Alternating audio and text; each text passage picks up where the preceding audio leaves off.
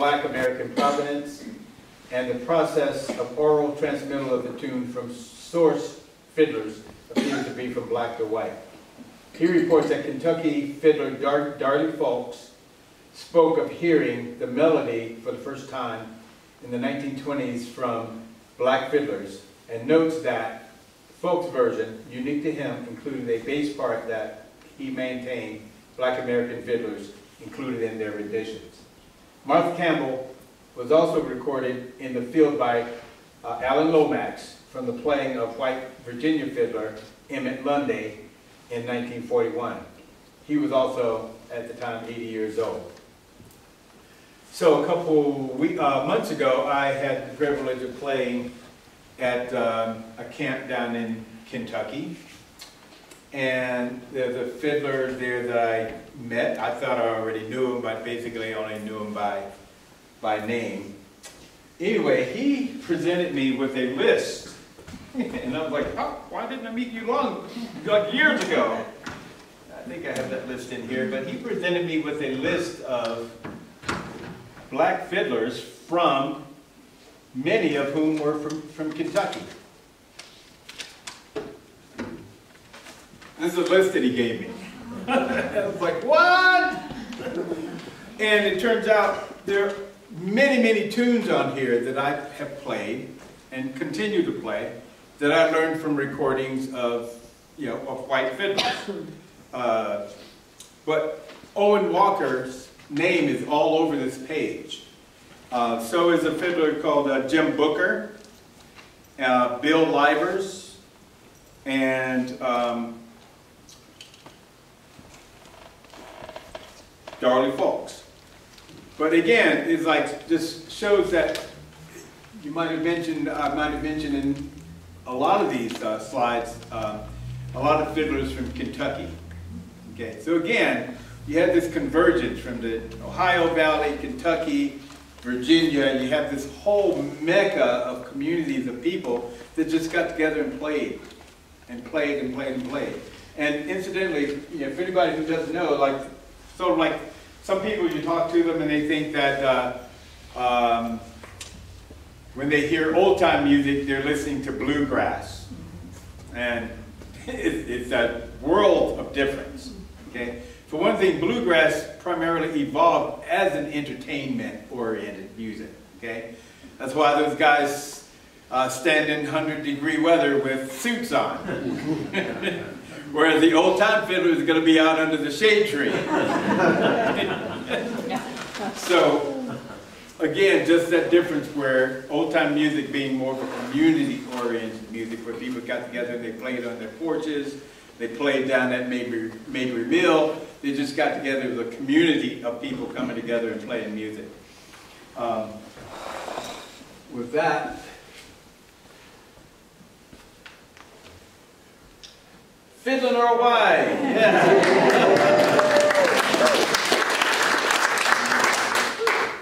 So I got my start. I was a student at East Carolina University, and I didn't get along with my roommate, so I rented a little closet in a house off campus.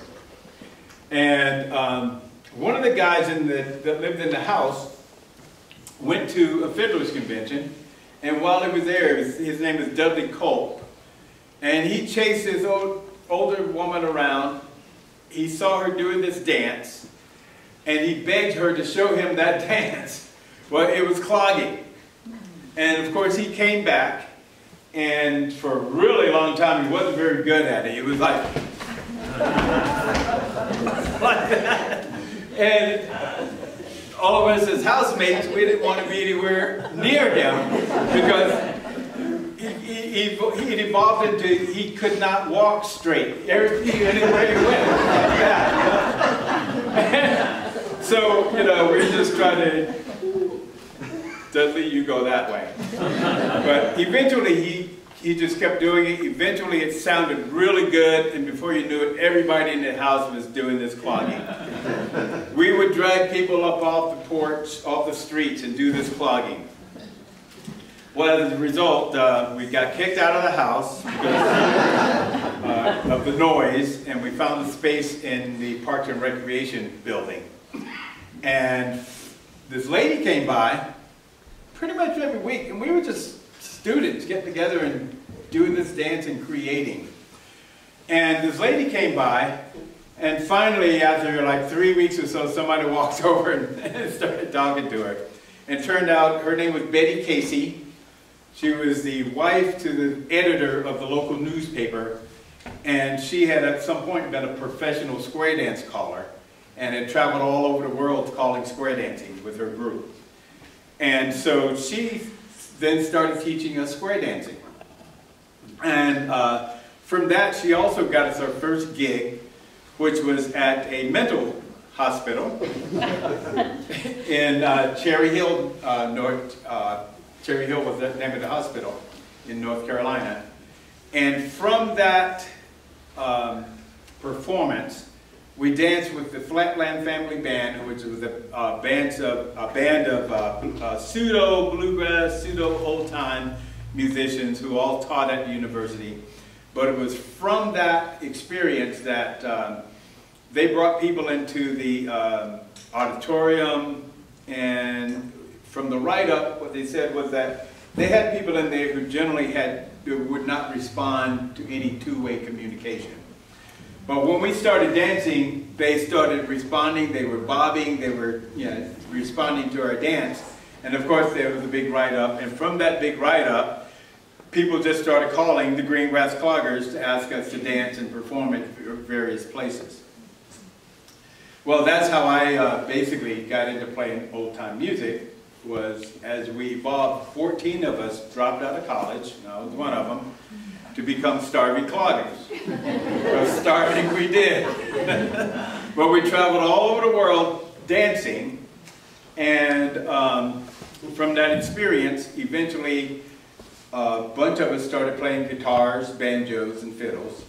And now we were not only a band of cloggers, but we could also offer the music, especially in places that could not find a band to play behind us. But anyway, that's how I evolved into playing the fiddle.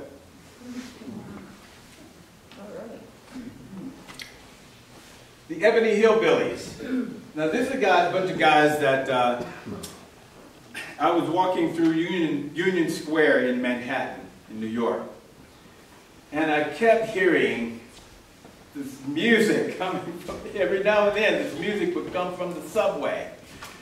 And I was like, God, that sounds like old-time music. But from the subway? In Manhattan, middle of Manhattan? So, of course, I went down to investigate. And there were these guys sitting there. And they had a 5-gallon bucket. And when I walked down, they were taking this bucket, it was filled with money, and they were dumping it into a garbage can. And then they'd sit down, and they'd wait for the next train to come. And when the train would come, they'd start playing, and the bucket would instantly fill up with money again. And I was like, wow! This is something. So, of course, Enrique, the fiddler there, in between tunes, I walk up and I say, oh, can I hold your fiddle? And he looked at me like, this is New York, and you're asking me to hold my fiddle? And, so, of course, it was a no-go. And then I explained to him that I was a fiddler and that, no, I won't run off with your instrument. So eventually he softened it up a little bit, gave me his instrument, and I played them a tune. And from that, we became really, really good friends. Norris, the dulcimer player, recently passed, but to this day, if you're going through Union Square in Manhattan, just take a trip down into the subway and you can hear these guys.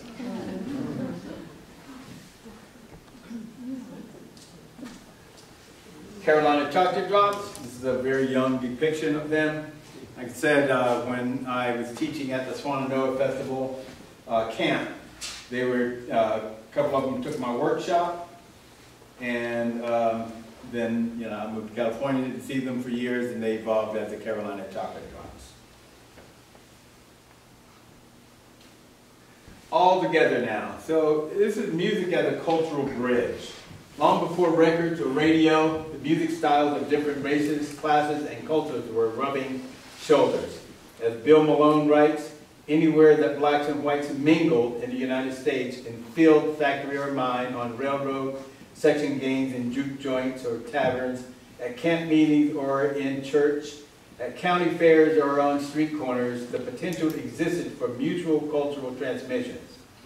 What was the musical contribution of the black laborers who followed the highways and railroads as they inched their way up the Appalachian ridges? Did some early rural fiddlers also share a culture of poverty that offered common ground for musical exchange? Contrary to popular perception, Appalachia, or is it Appalachia? Appalachian. Appalachia, okay, has always possessed significant and influential populations of color. The region, also named for the mountain range that runs from northeast Mississippi to southern New York, historically comprises 3 subdivisions, northern, southern, and central, each with its own history of settlement and race relations. Indian nations, including the Cherokees, were the first people to inhabit the area, but by 1860, African Americans were approximately 10% of the population. There is, however, no one story of African Americans in Appalachia. Black Appalachians, like all Appalachians, have lived in rural settings as well as urban settings. And current residents may have come from families that settled in the mountains hundreds of years ago, while others are first-generation migrants to the region.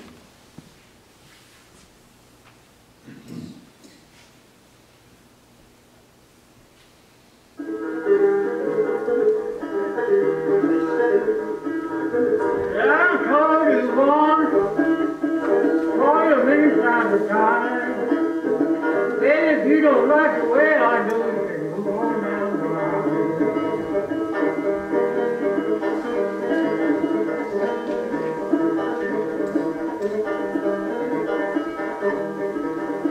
I travel, a long time ago. If you don't like the way I do it, move on down the line. Dick Roberts. All right. Well, that concludes the audiovisual aspect.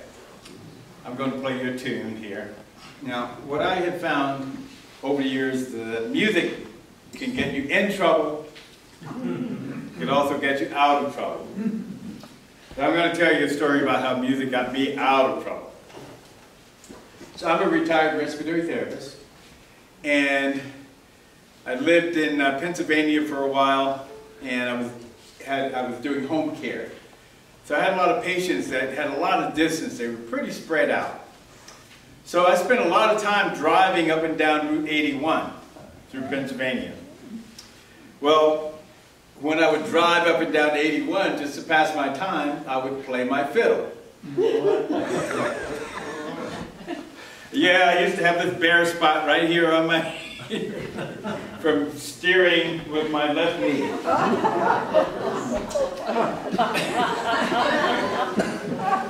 So there I was one day, and when I first started playing the fiddle, I was more of a longbow fiddler.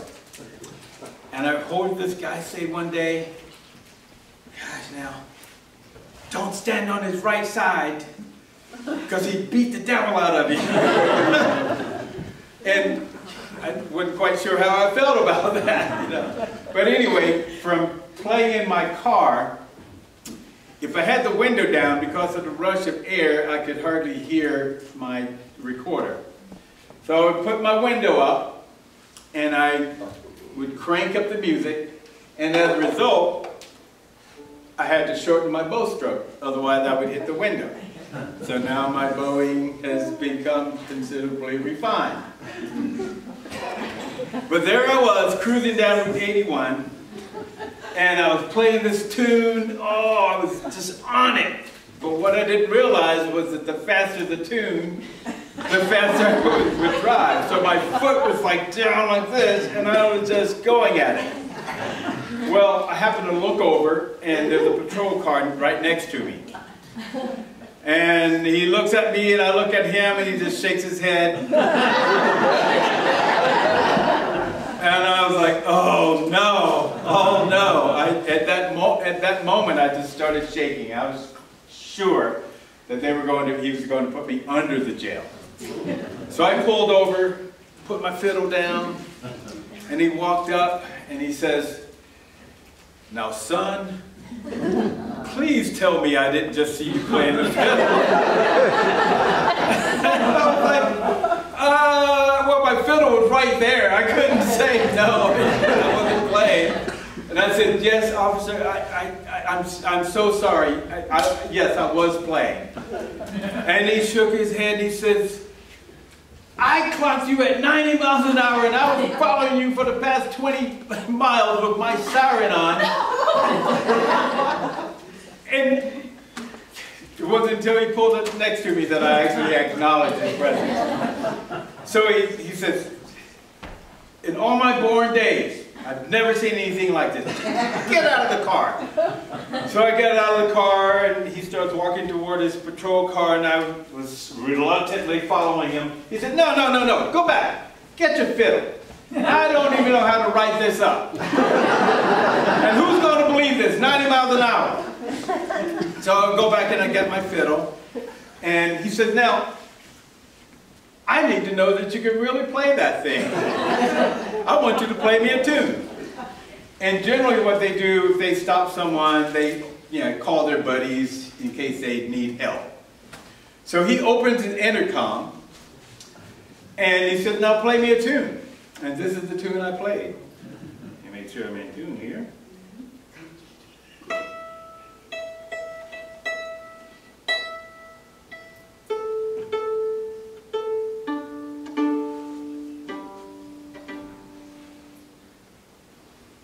It's a tune called The Devil in the Straw Stack. Oops.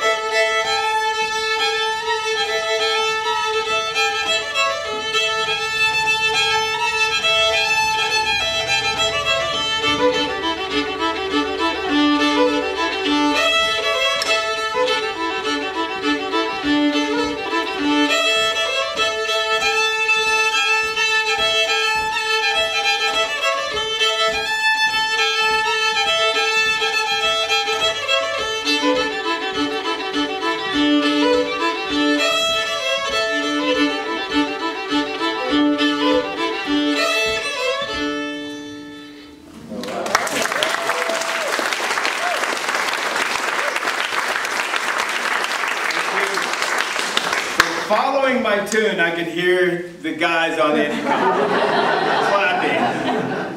And he looks at me, the officer looks at me and he says, now, I stopped you, and by God, you can play that thing. I stopped you. I have to give you a ticket for something. So he gave me a ticket for defective equipment. And I said, oh, thank you so much, officer. And he said, now I'm going to tell you, if I ever see you playing the fiddle while you're driving on my post ever again, I will make sure you get put under the jail. And I said, oh, thank you, officer. Thank you so much. You will never, ever see me playing the fiddle on your post ever again. So he gave me the ticket. I walked to my car. I got in my car. I took off, and when I got about 40 miles down the road, I took my fiddle out and I finished my tune.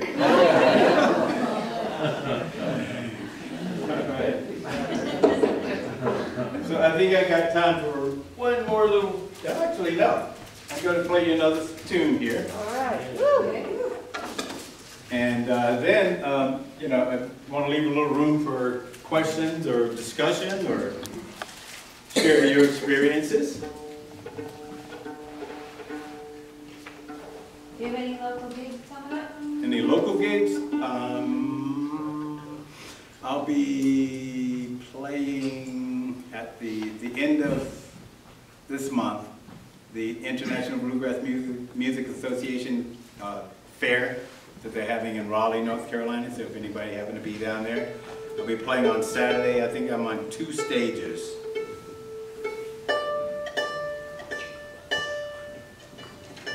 Okay, so this is a song that I learned by way of the playing of Tommy Jarrell down the road from here. And the fiddle is actually tuned D, D, A, D. So there's a lot of D in there. Normally it's tuned E, A, D, G. But to get this sound, you take it to this other aspect.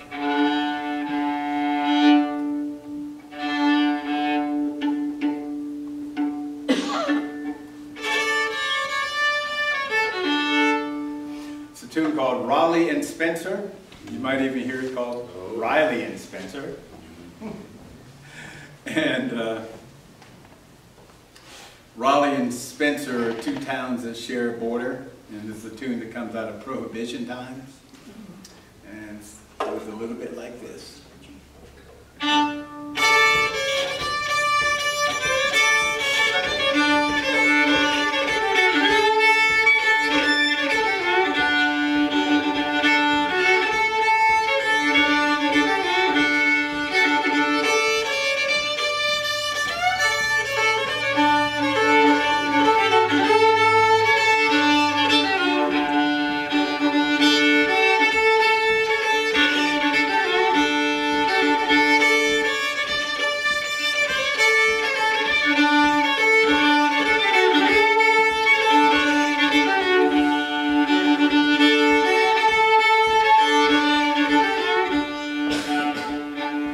Raleigh and Spencer done gone dry, Lord, there ain't no more whiskey in this town.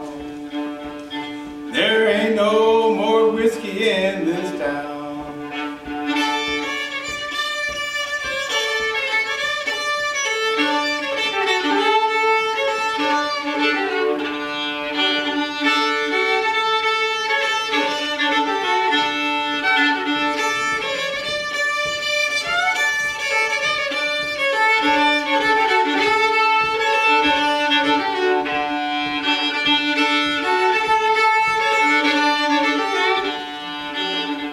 I can eat more fat meat than you can fry in a week, Lord, tell more of them doggone lies. I'll tell more of them doggone lies.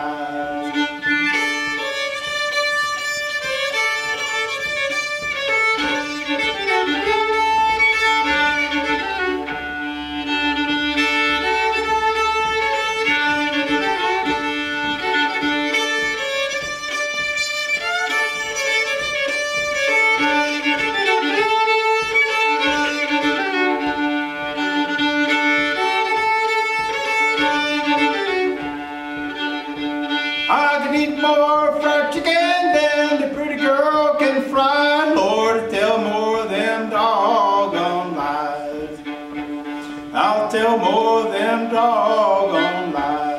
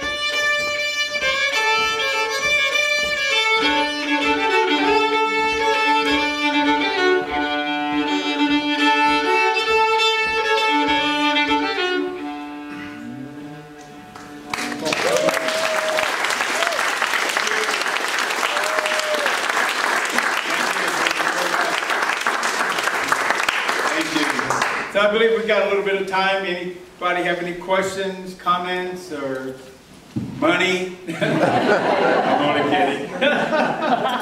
Is that abnormal tuning common in old time? Yes, it is. And what you find is that, especially out of western North Carolina and out of West Virginia, where you had a lot of people of Scotch and Irish descent, when they didn't have their bagpipes, a lot of times they would tune the fiddle because it's all about getting that drone, and then your notes would dance around that drone. So, so yeah, there's in old time music, again, as compared to bluegrass, there's many different tunings, and you know, the fiddle is a voice. You know, so the goal is to get it to speak what you feel in that sense. So, yes.